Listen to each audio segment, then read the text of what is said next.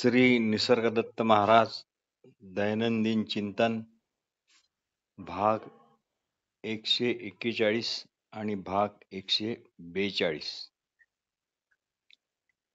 प्रथम भाग 141. ईश्वर काय आहे? परब्रह्म काय आहे? ब्रह्म काय आहे? तर आपणच आहोत हे कळणे म्हणजे आपल्याच प्रकाशत्वाने आपल्यालाच प्रकाशमान करणे होय. इथे प्रकाश आणि प्रकाशणारे एकच आहे. कशाचेही कुठल्याही शब्दात वर्णन करताना हे नेहमी पक्के लक्षात ठेवावे की वर्णन म्हणजे ते नाही म्हणून शब्दात अडकू नका असे श्री निसर्गदत्त महाराज आपल्याला सांगतात. म्हणजेच काय? मौन असा. श्री निसर्गदत्त महाराज पुढे सांगतात, देहाला स्वतःबद्दल प्रेम आहे की देहातील ज्ञानाला स्वतःबद्दल प्रेम आहे? काय ते तुम्हीच ठरवा. म्हणून आम्ही सांगितलेले आणि तुम्ही मन लावून ऐकलेले न्याहाळून पाहिले पाहिजे. जो गुरुवचनाला चाहतो तो खरे म्हणजे आपणालाच चाहतो. म्हणून ऐकलेले ज्ञान आठवणीला घेत राहा. म्हणून ऐकलेले ज्ञान आठवणीला घेत राहा. गुरूंनी चांगले सांगितले ते अजून आपण चांगले केले असे व्हा. आपण आहो हा अनुभव ज्ञानालाच येतो, तो कायेला येत नाही. पण देहाची जातच डोकावर घेऊन प्रत्येक प्राणी मात्र इथे वागतोय, दर भटकतोय, पण कुणालाही कुठलाही कसलाही व्यवहार हा कधी घडलाच नाही. तो न घडलेलाच आहे. हे या आपण आहो अशा ज्ञानाच्या सहवासानेच कळेल. आपण जोपर्यंत स्वस्वरूपाचे दर्शन घेत नाही तोपर्यंत अस्वच्छ टाकाऊ घाण कायांचेच सगळीकडे साम्राज्य राहील. पण ज्ञानसूर्य उदय पावताच ही सर्व घाण आपोआप नष्ट होईल. ऊन आपले काम बरोबर करेल. मग देहरूपाने ज्या क्रिया होतात त्या क्रिया मी केल्या असे वाटणारच नाही.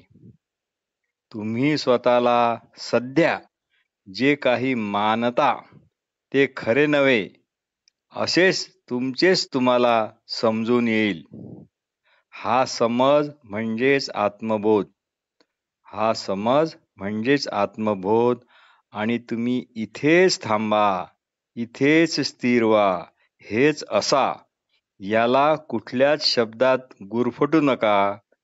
कारण तो आत्मबोध कुणाला सांगण्याची काहीही गरज नाही. आणि सांगण्याचे कारण तरी काय? श्री निसर्गदत्त महाराज म्हणतात, मन ज्याचा विचार करते त्यावेळी ते तसेच्या तसेच असते. निसर्गदत्त महाराज म्हणतात, मन ज्याचा विचार करते त्यावेळी ते तसेच्या तसेच असते. म्हणजे आता जी समज आली नेमके तेच तुम्ही आहात. ही समज अर्थात व्यक्तिगत नसते. व्यक्तिगत म्हणजे माझी तुझी अशी नसते. ती फक्त समज म्हणूनच असते. मनात येणारे विचार तुम्हाला आणावे लागत नाहीत. मनात येणारे विचार तुम्हाला आणावे लागत नाही, ते आपोआप येतात. म्हणूनच तुम्ही विचार नको म्हणून ते घालवू पण शकत नाहीत. ते येतात, जातात, आपोआप येतात, आपोआपच जातात. आपोआप येणाऱ्या विचाराचे काम असले की ते आपोआप येतात आणि जाणाऱ्या विचाराचे काम झाले की ते पण आपोआपच जातात. पण जेव्हा तुम्ही त्यांना जा म्हणता तेव्हा मात्र ते जात नाहीत. तसेच जेव्हा त्यांना तुम्ही या म्हटला तर ते येत पण नाहीत. त्यांना या जा असे न म्हणणारे व्हा. त्यांना या जा असे न म्हणणारे व्हा. श्री निसर्गदत्त महाराज सांगतात, समजा एखादा माणूस मेला, अजून त्याची विल्हेवाट लागली नाही, म्हणजे अजून विल्हेवाटीसाठी तो उचलला गेला नाही. लोक आजूबाजूला बसले आहेत. आपली पण गत आज उद्या अशीच होणार, म्हणून ते सर्व लोक अंतर्मुख आहेत, स्तब्ध आहेत. कुणाच्याही डोक्यात काहीही विचार नाहीत, फक्त शांतताच आहे. कारण जो मेला आहे त्याचीच स्तब्धता सगळ्यांच्या मनात शिरली आहे. मन ज्याचा विचार करते किंवा जसे होते तसेच ते असते. इथे स्तब्ध, निशब्द असे आपण असतो, म्हणजे आपण स्तब्धता व निशब्दताच असतो. मी कुणी एक आहे व ही माझी स्तब्धता किंवा निशब्दता असे द्वैत किंवा असा काही इथे प्रकार नाही. भाग 142. श्री निसर्गदत्त महाराज म्हणतात, स्वरूप ज्ञानी हा मुळात आपल्या निर्गुण निराकार स्वरूप ज्ञानातच असतो. स्वरूप ज्ञानी हा मुळात आपल्या निर्गुण निराकार स्वरूप ज्ञानातच असतो. पण देह असेपर्यंत तो देहाचे सर्व अनुभव रूप रस गंध नाद स्पर्श अनुभवतो. त्यामुळे व्यवहारापुरतेच त्याला बाह्य जगाचे भान असते. या भानाचा ते स्वरूप ज्ञानी सत शिष्यांना बोध करण्याकरता, उपदेश करण्याकरता उपयोग करतात. हीच आहे अशा संतांची मातेच्या ममतापेक्षा अनंत पटीने असणारी ममता. पण जे लोक मला कळले म्हणतात, त्यांना मात्र काहीच कळलेले नसते. कारण इथे नवीन असे कळायला मुळात नवीन असे काहीच नाही.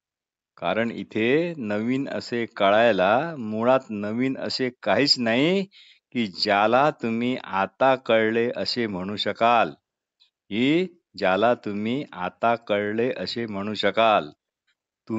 तुम्हाला कळायला लागले तेव्हापासून कळले असे जे म्हणता ते कळले म्हणूनच म्हणू शकता, जे की आपण आहोच्या स्वरूपात कळले. आपलेच केस घट्ट धरून किंबहुना उपटून याचा विवेक करावा लागेल.